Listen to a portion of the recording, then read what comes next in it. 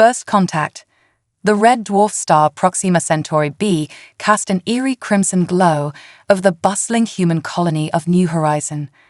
After decades of terraforming, the once barren world now boasted sprawling fields of genetically modified crops and gleaming biodomes housing over 10,000 colonists. Dr. Elena Rodriguez, the colony's lead xenobiologist, gazed out her lab window at the alien landscape, marveling at how far humanity had come in just a few short generations. A sudden commotion outside snapped Elena from her reverie. She rushed to the window, her heart racing as she saw a sleek silver craft descending from the vermilion sky. Its design was like nothing she'd ever seen, all smooth curves and pulsing lights that seemed to defy the laws of physics. "Alert the council," Elena barked into her comm unit. "We have first contact." Within minutes, the colony's leadership had assembled at the designated landing zone. Elena stood beside Governor Marcus Chen, her palms sweating as the alien craft touched down with barely a whisper. A tense silence fell over the gathered crowd as a seam appeared in the ship's hull, widening to reveal a ramp. 3 figures emerged, their bodies sleek and serpentine, with iridescent scales that shimmered in the red sunlight. They moved with a fluid grace that seemed almost hypnotic. The lead alien raised a 6-fingered hand in what Elena hoped was a gesture of peace. "Greetings, beings of Earth," the alien spoke, its voice a melodious trill that seemed to bypass their ears and resonate directly in their minds. "I am Zora Vex of the Quantari Collective. We come seeking aid." Governor Chen stepped forward, his voice steady despite the monumental nature of the moment. "Welcome to New Horizon. I am Governor Marcus Chen. We are honored to make your acquaintance and offer whatever assistance we can." As Elena watched the exchange, her scientific mind raced with questions. How had the Quantari learned English? What was the nature of their telepathic communication? And most pressingly, what kind of aid did they need? Over the next few hours, the story unfolded. The Quantari were a peaceful, technologically advanced species whose homeworld orbited a dying star. They had set out in search of a new home, but their ship had suffered critical damage during an ion storm. They had linked to Proxima Centauri b, drawn by the signs of intelligent life. "Our propulsion system is beyond repair," Zora Vex explained as Elena led a team to examine their ship. "We had hoped to find a civilization advanced enough to help us, but we did not expect to encounter our own kind so far from Earth." Elena smiled at the alien's choice of words. "We may look different, but I believe we have much in common. Our engineers are already studying your ship's schematics. I'm confident we can find a solution." As days turned to weeks, the Quantari integrated seamlessly into colony life. They shared their vast knowledge of xenobiology and quantum mechanics, advancing human science by decades in a matter of months. In return, the colonists worked tirelessly to adapt their own technology to repair the alien vessel. But it wasn't all work. Cultural exchanges flourished as humans and Quantari alike discovered a shared love of music, art, and scientific discovery. Elena found herself forming a close friendship with Zora Vex, spending long nights discussing the mysteries of the universe. One evening, as they watched Proxima Centauri b's twin moons rise over the horizon, Zora Vex turned to Elena with an expression she had learned to read as wonder. "Your people continue to amaze us, Elena. We have encountered many species in our travels, but none with your remarkable adaptability and spirit." Elena felt a surge of pride. "We had to be adaptable. Our history is filled with challenges that forced us to innovate or perish. But it's more than that. There's a drive in us, a need to explore and understand the universe." Zora Vex's scales rippled in what Elena now recognized as agreement. "We have seen this drive in action. Your engineers have nearly completed repairs that we thought impossible. And you've done it not just out of necessity, but out of genuine desire to help us continue our journey." As if on cue, Elena's comm unit chimed. It was the chief engineer, reporting that the final tests on the Quantari ship's propulsion system were complete. They were ready for launch. The next day, the entire colony gathered to bid farewell to their alien friends. Gifts were exchanged, promises to stay in contact were made, and there wasn't a dry eye, human or alien, to be found. As the Quantari ship rose into the crimson sky, Governor Chen turned to Elena. "You know, when we set out to colonize this world, I never imagined we'd end up hosting an intergalactic cultural exchange." Elena laughed. "If there's one thing I've learned about humanity, it's that we're full of surprises. Who knows what other wonders await us out there?" As they watched the ship disappear into the stars, Elena felt a sense of profound optimism. The universe was vast and full of mysteries, but humanity had proven once again that there was no challenge they couldn't face with ingenuity, compassion, and an unwavering spirit of exploration. The encounter with the Quantari marked a turning point for the New Horizon colony. No longer were they simply survivors on an alien world, they were now active participants in a much larger galactic community. And as news of their success spread back to Earth, humanity as a whole looked to the stars with renewed wonder and determination.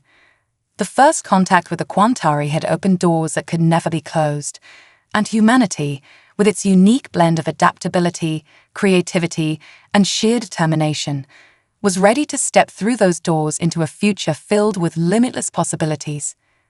Certainly, I'll continue with Part 2, The Prodigy's Challenge. Part 2, The Prodigy's Challenge. 5 years after the Quantari's departure, the New Horizon colony had become a bustling hub of interstellar diplomacy. The successful first contact had put humanity on the galactic map, and alien delegations now regularly visited the once remote outpost. Among the colonists, no one had benefited more from this new era than 12-year-old Zhou Chen, the governor's daughter. Gifted with an eidetic memory and an insatiable curiosity, Zhou had absorbed knowledge from every alien visitor like a sponge. She spoke 7 alien languages fluently and had a grasp of xenobiology that rivaled many adult scientists. On this particular day, Zhou was in her favorite spot, the colony's newly constructed Galactic Cultural Center.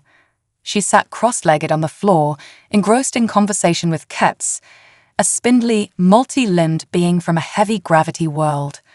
"So, your species develops new limbs as needed throughout your life?" Zhou asked, her eyes wide with fascination. Kex's upper appendages wiggled in affirmation. "Indeed, young one.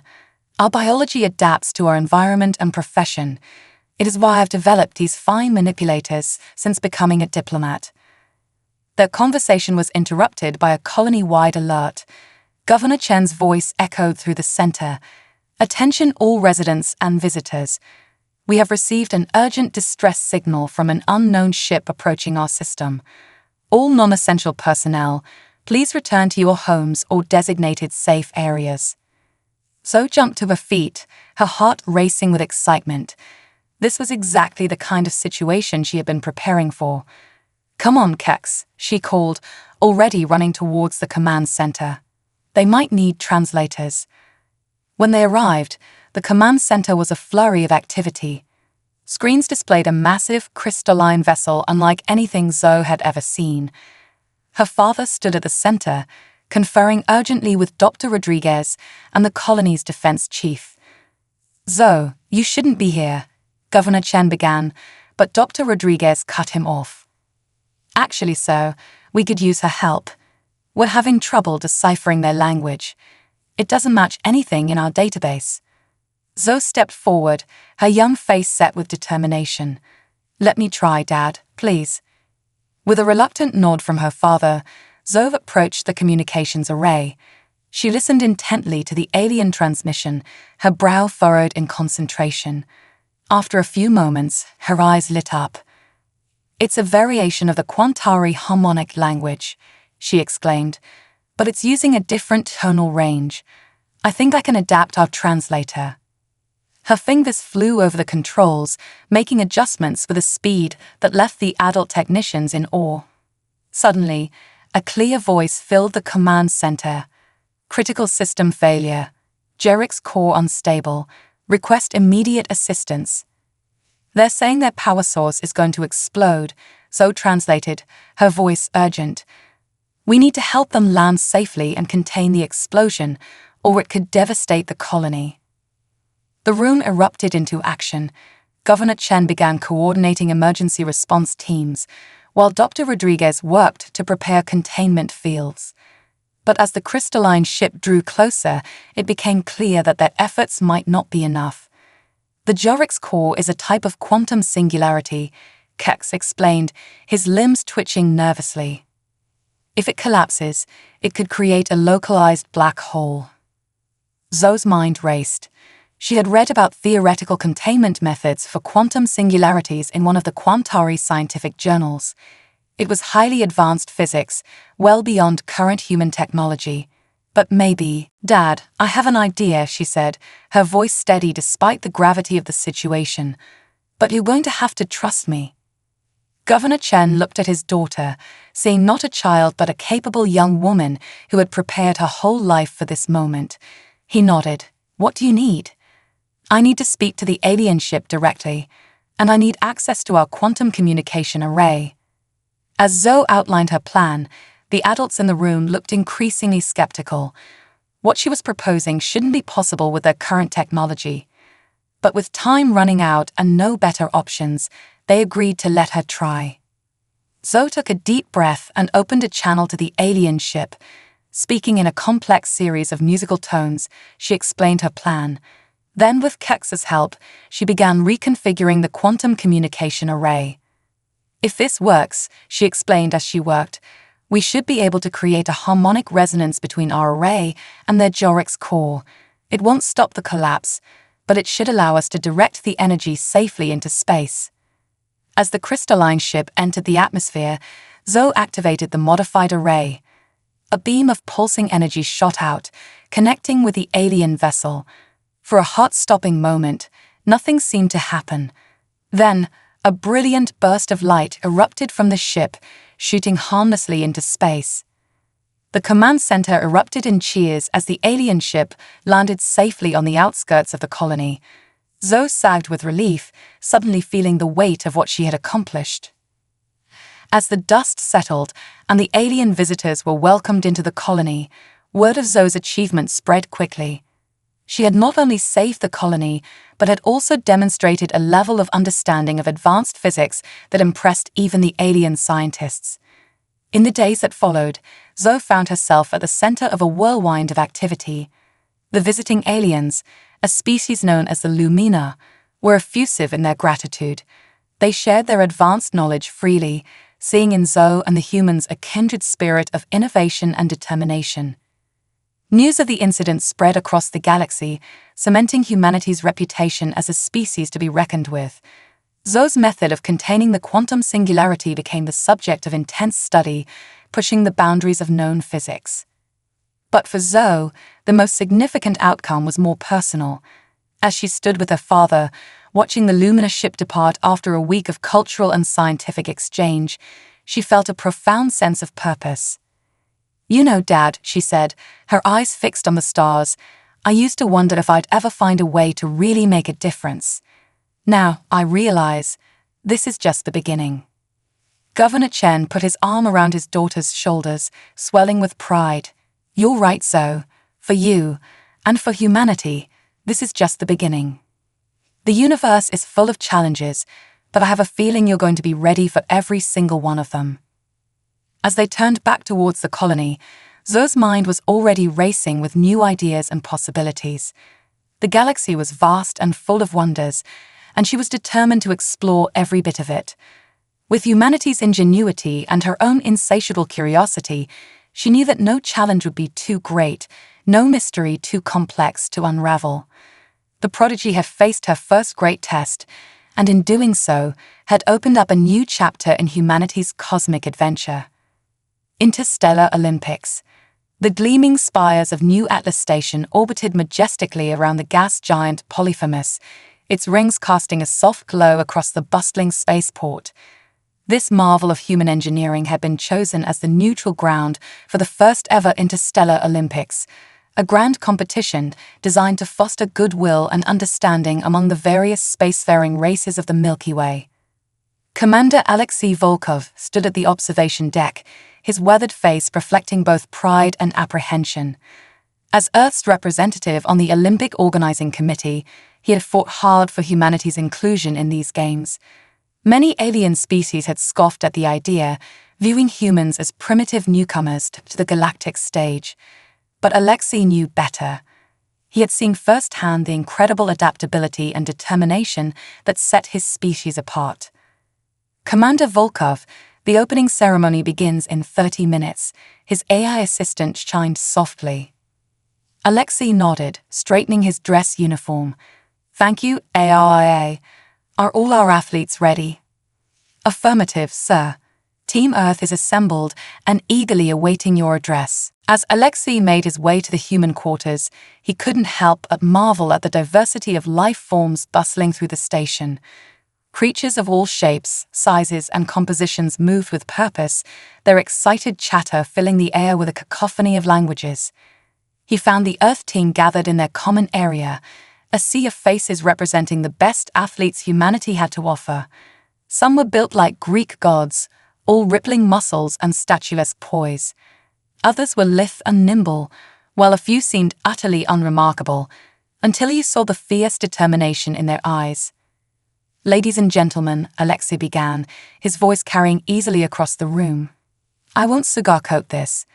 We're the underdogs here. Many of our competitors have evolved on worlds with higher gravity in harsher conditions. Some can breathe underwater or fly. Others have natural abilities we can only dream of. He paused, letting his words sink in. But we have something they don't. We have the indomitable human spirit. We have millennia of overcoming impossible odds, of pushing beyond our limits. Each of you carries the hopes and dreams of billions. So go out there and show the galaxy what humanity is made of. A roar of approval went up from the assembled athletes. As they filed out towards the opening ceremony, Alexei felt a swell of pride. Win or lose, he knew they would make Earth proud. The games began in earnest the next day. As expected, the early events were dominated by species with natural advantages. The Aquilans, with their wings and hollow bones, swept the aerial competitions. The Zorn, a race of amphibious beings, left all others in their wake during the aquatic events. But then came the surprises. In the strength competitions, many expected the massive, four-armed Krogans to dominate. Yet it was Yuki Tanaka, a petite woman from Japan, who shocked everyone by lifting weights that should have been impossible for her frame. Her secret: a combination of specialized training and a revolutionary exosuit that amplified her natural strength. The adaptability of the human athletes became a major talking point. Where other species excelled in their specialized events but struggled elsewhere, the humans showed remarkable versatility. They might not win every event, but they were competitive in almost all of them. One of the most memorable moments came during the endurance race. The course was brutally designed, featuring terrain and obstacles meant to challenge every type of competitor. As the race entered its final hours, only a handful of athletes remained. Among them was Carlos Mendoza, a distance runner from Brazil. Carlos had been middle of the pack for most of the race, conserving his energy. But as the other competitors began to falter, he seemed to find a second wind. Spectators watched in awe as he steadily overtook alien athletes who, on paper, should have been far superior. In the final stretch, it came down to Carlos and T-Lark, a feline-like creature known for its speed and agility. As they approached the finish line, T-Lark pulled ahead, its powerful legs eating up the distance. Victory seemed assured for the alien athlete. But Carlos refused to give up. With a burst of speed that seemed to defy his exhausted state, he lunged forward, diving across the finish line mere milliseconds before T-Lark. The human section of the crowd erupted in cheers, while alien spectators buzzed with excited chatter. As the games progressed, humanity continued to surprise and impress. In the mental challenges, Dr. Aisha Patel combined her vast knowledge with intuitive leaps of logic that left her alien competitors baffled. In the zero-gravity obstacle course, former space construction worker Liu Wei used his experience to navigate the course with an efficiency that put even the naturally spaceborne races to shame. But it wasn't just the victories that made an impact. The human athletes showed a level of sportsmanship and camaraderie that caught the attention of many alien observers. They celebrated each other's successes, consoled each other in defeat, and even offered assistance to competitors from other species who were struggling. As the games neared their conclusion, humanity found itself in a respectable middle position in the overall rankings. They hadn't dominated, but they had more than proven they belonged among the stars. On the final day, Alexei received a surprise visit from Zixtol, the Aquilan head of the Olympic Committee. The avian being's feathers were ruffled in what Alexei had learned to recognize as excitement. "Commander Volkov," Zixtol trilled, "I must commend you and your species. We had reservations about including Earth in these games, but your athletes have shown us the error of our judgment. Their adaptability, their spirit, it's unlike anything we've seen." Alexei smiled, a mix of pride and vindication washing over him. "Thank you, Zixtol. That means a great deal coming from you." The Aquilan wasn't finished. In fact, we've had numerous requests from other species to learn more about human training methods and technology. Your approach to problem-solving is uniquely effective. We believe there is much the galaxy can learn from humanity. As Zixtol departed, Alexei turned back to the viewport, gazing out at the stars. The Interstellar Olympics had been more than just a sporting event. They had been humanity's chance to prove itself on the galactic stage, and they had risen to the challenge magnificently. He thought of Carlos' indomitable spirit, Yuki's ingenious use of technology, Aisha's brilliant mind, and countless other moments of human excellence. Each of them had carried the torch of humanity's potential, illuminating the path forward into a bright cosmic future. As the closing ceremony began, with human athletes standing proudly alongside their alien counterparts, Alexei knew that this was just the beginning. Humanity had shown the galaxy not just their strength or speed, but their heart, their ingenuity, and their unbreakable spirit. The stars no longer seemed distant and unreachable. They were a challenge, an invitation, and humanity had just RSVP'd with a resounding yes, we'll be there. The Great Escape. The harsh red sun of Proxima Centauri b cast long shadows across the barren landscape of the prison planet Tartarus. Captain Samantha Sam Mitchell squinted against the glare, her eyes scanning the horizon for any sign of movement. She and her team had been on this godforsaken rock for 3 weeks, planning what many considered an impossible mission, freeing thousands of alien prisoners from the hegemony's most secure facility. "Anything on the sensors, Theta?" Sam whispered into her comms. The A's voice crackled in her ear. "Negative, Captain. The prison's energy shield is still operating at full capacity. No change in guard rotations detected." Sam sighed, running a hand through her short, dark hair. The hegemony, a coalition of technologically advanced but morally bankrupt species, had been expanding their territory for centuries. They saw other races as either potential subjects or threats to be eliminated. This prison was where they sent those who dared to resist. Her team consisted of the best Earth had to offer: Lieutenant Raj Patel, a tech genius who could hack anything with circuitry; Sergeant Maria Gonzalez, their weapons and demolitions expert; and Dr. Elias Mbeki, a xenobiologist whose understanding of alien physiology had saved their lives more times than Sam could count. But their secret weapon was Clorix, a defector from the hegemony who had sought asylum on Earth. The insectoid aliens' inside knowledge was crucial to their mission's success. "Captain," Clorix's multi-tonal voice buzzed through the comms, "I believe I have found a weakness in the shield's energy matrix. If we can overload the auxiliary power node in Sector 7, it should create a temporary gap in their defenses." Sam's lips curved into a grim smile. "Good work, Clorix. Raj, can you make that happen?" "Already on it, Cap," Raj replied, his fingers flying over his holo interface. "I've got a virus that should do the trick. On your mark.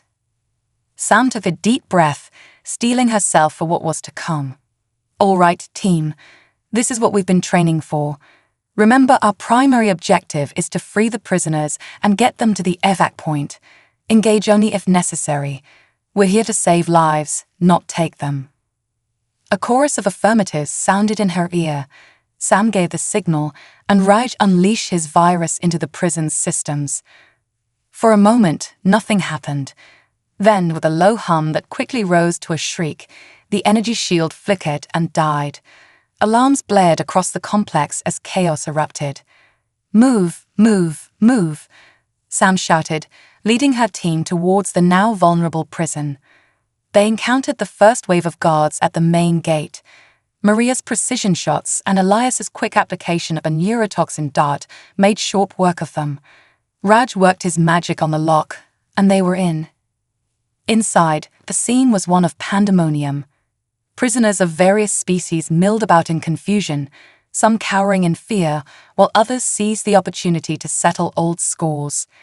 Sam's voice cut through the din, amplified by her suit's speakers. Everyone, listen up. We're here to get you out. Follow my team to the evacuation point if you want to live. To emphasize her point, she fired her plasma rifle into the air. The shot burned a hole clean through 3 levels of the prison, demonstrating the power of human weaponry. That caught their attention. As Sam and her team moved deeper into the complex, they gathered a growing crowd of aliens behind them. Some were clearly too weak to move on their own, forcing the humans to support them.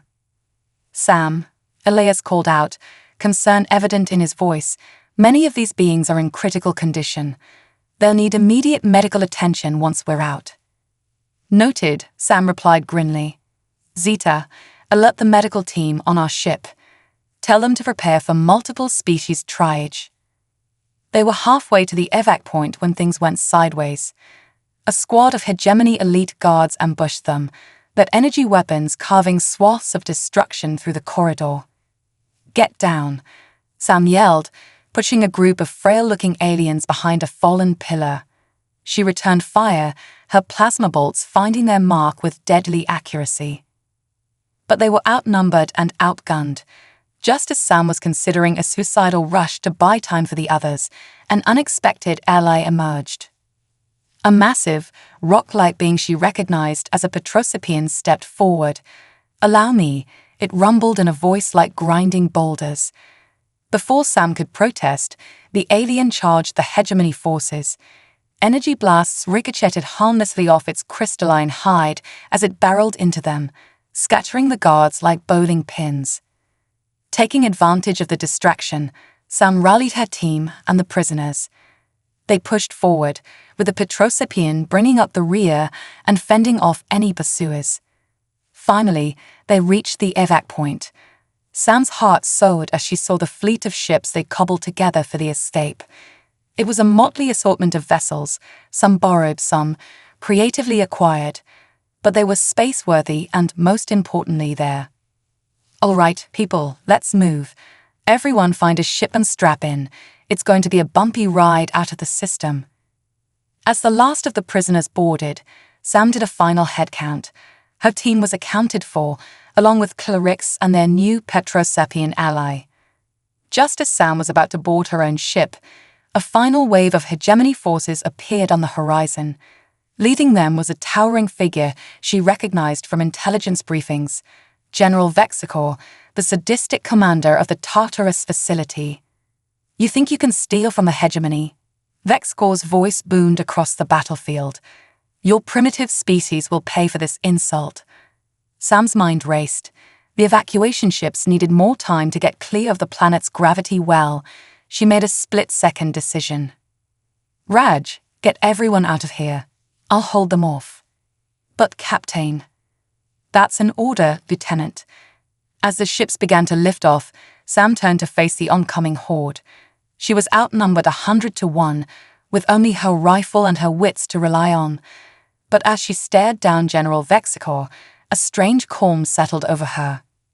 This, she realized, was why humanity had come to the stars, not for glory or conquest, but to stand against tyranny and injustice wherever they found it, even if it meant laying down their lives for beings they'd never met.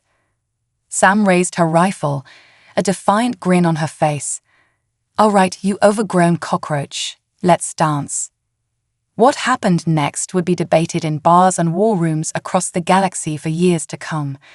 Some said Sam Mitchell single-handedly held off the entire hegemony force for hours. Others claimed she challenged Vexicor to single combat and emerged victorious. The truth, as always, lay somewhere in between. Using every trick in her arsenal, from guerrilla tactics to improvised explosives, Sam kept the hegemony forces at bay long enough for the evacuation ships to clear the system. When her team finally fought their way back to rescue her, they found Sam bloody but unbowed, standing over the unconscious form of General Vexicor. As they lifted off from Tartarus for the last time, Sam looked out at the stars. The hegemony had just learned a costly lesson: never underestimate humanity. They might not be the strongest or the most advanced species in the galaxy, but their courage, ingenuity, and unwavering spirit made them a force to be reckoned with. The Great Escape from Tartarus marked a turning point in galactic politics. The hegemony's aura of invincibility was shattered, and the freed prisoners spread tales of human bravery across the cosmos. As for Captain Samantha Mitchell and her team, they have written a new chapter in human history, one that proclaimed to all the stars that where there was injustice, humanity would be there to fight it. The galaxy would never be the same again. Battlefield Earth. The skies over New York City were filled with chaos. Massive alien warships loomed ominously, their sleek black hulls a stark contrast against the blue sky. On the ground, panic reigned as civilians fled for shelter, their screams mixing with the wail of air raid sirens. In the heart of the United Nations building, now serving as Earth's unified command center, General Maya Hernandez stood before a holographic display of the planet. Red dots representing the Void Collective's invasion force blinked menacingly across every continent. Status report, Maya barked, her eyes never leaving the display. A young lieutenant stepped forward. "Ma'am, the Void Collective has breached our outer defense line. Their quantum tunneling technology it's like nothing we've ever seen. Our conventional weapons are barely scratching their ships." Maya nodded grimly. The Void Collective, a mysterious race of energy beings from the depths of intergalactic space, had appeared without warning at the edge of the solar system just days ago. Their message was simple: surrender or be annihilated. Humanity, of course, had chosen to fight. "What about our alien allies?" Maya asked, thinking of the coalition of species that had answered Earth's distress call. "The Quantari fleet is engaging the enemy over Europe," the lieutenant replied. "The Lumina are providing support in Asia, and the Petrosipians are holding the line in Africa. But ma'am, it's not enough. We're losing." Maya closed her eyes, feeling the weight of billions of lives on her shoulders. Then, a voice crackled over the command center's speakers. "This is Dr. Zhou Chen, calling from Lunar Base Alpha. General Hernandez, are you there?" Maya's eyes snapped open. Zhou Chen, once the child prodigy who had saved an alien ship, was now Earth's leading expert in xenotechnology. "Go ahead, Dr. Chen. Please tell me you have good news." "General, we've made a breakthrough." Zhou's excited voice filled the room. "We've managed to adapt the quantum resonance technology I used years ago to a much larger scale. If we can deploy it from our orbital platforms, we might be able to disrupt the Void Collective's energy matrix." For the first time since the invasion began, Maya felt a glimmer of hope. "What do you need from us, Doctor?" "We need to get the deployment codes to every orbital platform simultaneously," Zhou explained. "But with the Void Collective jamming our communications, it's a suicide mission," Maya finished, understanding immediately. Someone would have to manually upload the codes to each platform, right in the heart of the space battle. The room fell silent as the implications sank in. Then, a gruff voice spoke up from the back. "I'll do it." Maya turned to see Colonel Jack Harper, a grizzled veteran of a dozen interstellar conflicts. Jack, you can't. You're needed here. Jack shook his head, a wry smile on his weathered face. With all due respect, General, I'm a soldier. This is what I signed up for. Besides, he added with a chuckle, someone's got to show these cosmic bullies that you don't mess with Earth. Within the hour, Jack was aboard a stealth shuttle, dodging energy blasts and debris as he made his way to the first orbital platform. Maya watched from the command center, her heart in her throat, as Jack's life signs blinked on the monitor. One by one, the platforms came online, but the Void Collective had caught on to their plan.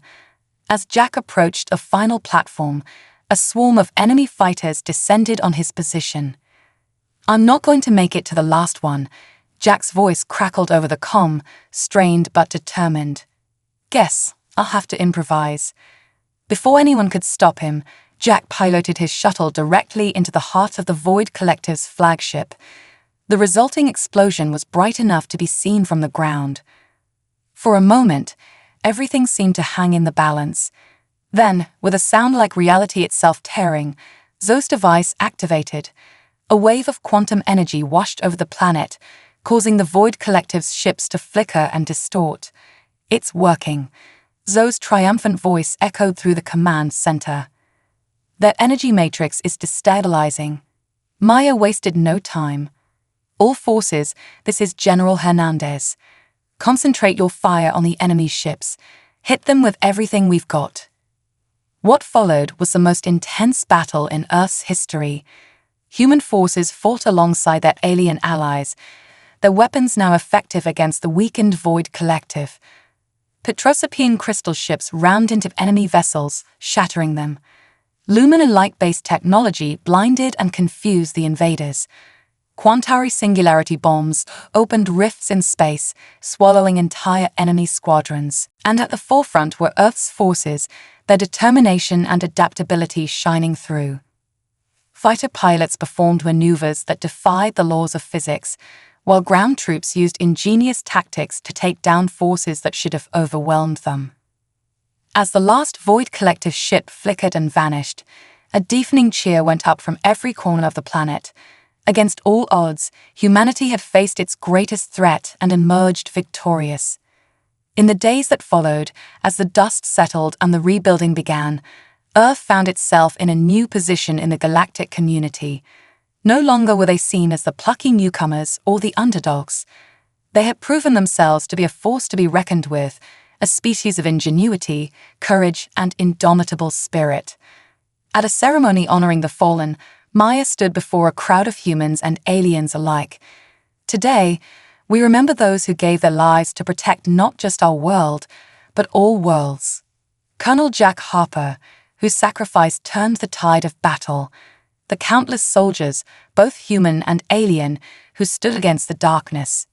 She paused, her gaze sweeping across the assembled crowd.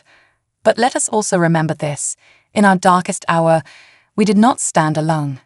This victory belongs not just to humanity, but to all those who believe in freedom, in justice, and in the unbreakable bonds of friendship that span the stars. As Maya's words echoed across the planet and beyond, a new chapter in galactic history began. Earth, once a small blue marble on the edge of an unremarkable spiral arm, had become a beacon of hope and unity for the entire galaxy. The battle was over, but humanity's greatest adventure was just beginning. A new frontier. 20 years had passed since the Battle of Earth, and humanity had undergone a renaissance unlike any in its history. The technological leaps made during the war, combined with knowledge shared by grateful alien allies, had catapulted human civilization into a new golden age. At the heart of this revolution was the Nexus Project, a collaborative effort between Earth's brightest minds and the most advanced alien civilizations. Their goal: to create a method of faster-than-light travel that would open up the entire galaxy for exploration. Dr. Zoe Chen, now in her late 30s, stood before a window in the space station horizon, watching as the final components of the massive Nexus Gate were maneuvered into place. Her heart raced with a mixture of excitement and trepidation. After years of theoretical work, simulations, and smaller-scale tests, they were finally ready for the first full-scale trial. Nervous? A familiar voice asked from behind her. Zoe turned to see Admiral Alexei Volkov, his hair now more grey than black, but his eyes still twinkling with the same enthusiasm she remembered from the Interstellar Olympics years ago. Terrified, Zoe admitted with a small laugh, but also ready. "We've come so far, Alexei. If this works..." "When this works," Alexei corrected gently, "it will change everything. Again." Their conversation was interrupted by the arrival of Kex, the multi-limbed alien who had been Zoe's friend and mentor for over 2 decades. "The final diagnostics are complete," Kex announced, his appendages wiggling with excitement. "We are ready to begin the activation sequence." As they made their way to the control room, Zoe marveled at how far they'd come. The Nexus Gate was more than just a human achievement. It represented the best of what the galactic community could accomplish when they worked together. Quantary energy matrices, luminophotonic stabilizers, petrosapian crystal focusing arrays, and countless other alien technologies have been seamlessly integrated with human ingenuity to create something truly revolutionary. The control room was a hive of activity as human and alien scientists made final preparations. At the center of it all stood the Nexus Pilot, a sleek ship designed specifically for this mission. Its pilot, Captain Aria Donovan, gave Zoe a confident nod as she climbed aboard. "All systems are go, Doctor," Aria reported. "Ready when you are." Zoe took a deep breath and stepped up to the main control panel. "Begin activation sequence," she commanded. The space around the Nexus Gate began to ripple and distort as unimaginable energies were channeled into its framework. Arcs of quantum lightning danced between the gate's massive rings, growing in intensity with each passing second. "Energy levels are holding steady," one of the technicians reported. "Quantum field is stabilizing." Zoe's fingers flew over the controls, making minute adjustments as the gate's power continued to build. This was the moment of truth, the culmination of years of work and the hopes of billions. "Nexus field is at full power," Kex announced, his voice tight with anticipation. "We have achieved quantum entanglement across the target coordinates." Zoe locked eyes with Aria through the view screen. "Captain Donovan, you have a go for transit. Godspeed." With a thumbs up, Aria eased the Nexus Pilot forward. As the ship approached the crackling energy field at the center of the gate, time seemed to slow. For a heart-stopping moment, it looked as if the ship would simply crash into an invisible barrier. Then, with a flash of light that momentarily blinded everyone in the control room, the Nexus Pilot vanished. Seconds ticked by in agonizing silence. Zoe held her breath, her eyes glued to the sensor readings. Had it worked? Or had they just witnessed a terrible tragedy? Suddenly, the communications array crackled to life. "Nexus Control, this is Captain Donovan. Do you read me?" A cheer went up from the assembled scientists as Aria's face appeared on the main screen, a look of awe etched across her features. "We did it," she breathed. I'm in the Andromeda Galaxy. The transit was instantaneous. It's beautiful out here." Zoe felt tears of joy streaming down her face as the implications sank in. They had done it. They had bridged the vast gulf between galaxies in the blink of an eye. As news of the successful test spread, celebrations erupted across Earth and its colonies. Humanity had taken its first step into a much larger universe, one filled with endless possibilities and new frontiers to explore. In the days that followed, plans were quickly drawn up for a fleet of Nexus ships. The gate itself would be replicated, creating a network of instantaneous travel points across the known universe and beyond. Standing once again before the window in Horizon Station, Zoe gazed out at the stars with a sense of wonder she hadn't felt since she was a child. Alexei joined her, placing a gentle hand on her shoulder. "You've done it, Zoe," he said softly. "You've given humanity the stars." Zoe shook her head, smiling. "No, Alexei, we've given the stars to each other. Humans, Quantari, Lumina, Petrosapians, all of us. This is just the beginning of our greatest adventure." As they stood there, watching ships from a dozen alien races converging on Horizon Station, eager to embark on this new journey of discovery, both Zoe and Alexei felt a profound sense of pride and hope. Humanity had come so far. From its first tentative steps into space, through first contact, interstellar competitions, daring rescues, and epic battles, they had proven themselves time and again. They had shown the galaxy their adaptability, their ingenuity, their courage, and their unwavering spirit. Now, as the architects of a technology that would bring the entire universe within reach, they had cemented their place as true citizens of the cosmos. The future stretched out before them, vast and unknown, filled with wonders and challenges yet unimagined. But whatever lay ahead, Zoe knew one thing for certain: humanity was ready. They would face this new frontier as they had faced every challenge before, with determination, creativity, and an unquenchable thirst for knowledge and adventure. The stars were calling, and humanity's greatest journey was about to begin.